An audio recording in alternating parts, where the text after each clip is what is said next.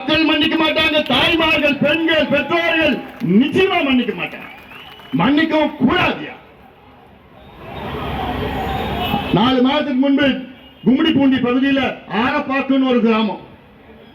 அந்த ஆரப்பாக்கு கிராமம் 8 வயசு குழந்தை பள்ளிக்கூடம் போயிட்டு வீட்டுக்கு போகுது, காணோம். 3 மணி நேரம் தேடுறாங்க, கிடைக்கல. 3 மணி நேரத்துக்கு பிறகு அப்புறம் அந்த குழந்தை வருது, கீறி வச்சு ரத்த காயத்தோட துணிலாம் அப்படியே போயிட்டு அந்த வீட்டுக்கு வருது, குழந்தை வருது. உங்க அப்பா அம்மா கதறாங்க, அழுகுறாங்க. என்னன்னு கேட்டா, என்ன ஒருத்தன் கூட்டிட்டு போய் இது பண்ணிட்டான். உடனே போலீஸ் ஸ்டேஷன் போறாங்க, கம்ப்ளைண்ட் எடுக்க மாட்டாங்க. ஏன்னா கம்ப்ளைண்ட் எடுத்தா அரசாங்கத்துக்கு கெட்ட பேர் வந்துருமா, ஸ்டாலினுக்கு கெட்ட பேர் வந்துருமா. அப்புறம் நம்ம கட்சியில பாட்டாளிமல் கட்சியில போய் அங்க நிர்வாகி எல்லாம் போயிட்டு போலீஸ் ஸ்டேஷன் முடி வாசல்ல உட்கார்ந்த உடனே அப்பதான் கம்ப்ளைண்ட் எடுக்கிறாங்க. எடுத்துட்டு சரி நீங்க கிளம்புங்க, நாங்க பாத்துக்கிறோம். ஒரு வாரம் ஒண்ணும் பண்ணல.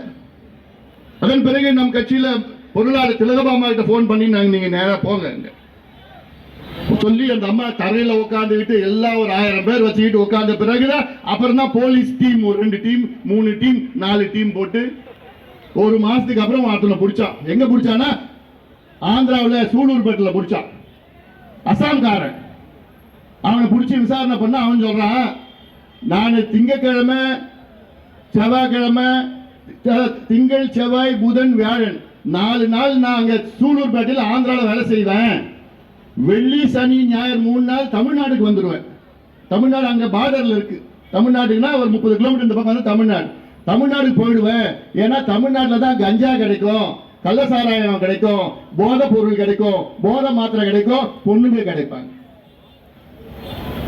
இது எவ்வளவு கேவலம் தமிழ்நாட்டுக்கு. இது எப்பேற்பட்ட மண் இந்த மண், கண்ணகி வாழ்ந்த மண் இந்த மண். ஏன் இந்த மண்ணு, அஞ்சலை அம்மாள் வாழ்ந்த மண் இந்த மண், கடலூர் மண் இந்த மண். நம்ம எல்லாம் அஞ்சலை அம்மாளுடைய பேர பசங்க பேசிங்க. வீர மங்கை அஞ்சலை அம்மாள் வாழ்ந்த மண் இந்த மண். விடுதலை போராட்டத்துக்காக எத்தனை முறை அஞ்சலை அம்மாள் சிறைக்கு போனாங்க. காந்தி அவர்களே அஞ்சலை அம்மாளை போய் பார்க்கணும் பார்க்கணும் பார்க்கணும், பார்க்க விடல வெள்ளக்காரங்க.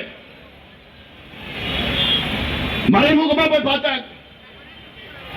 அவங்க சிறையில் இருக்கிறப்பதான் அவங்க கர்ப்பமாய் சிறைக்கு அனுப்பிச்சிட்டு சிறையில தான் பிரசவம் நடக்குது. அப்படிப்பட்ட மண் இந்த மண், அப்படிப்பட்ட வீர மங்கைகள் வாழ்ந்த மண்.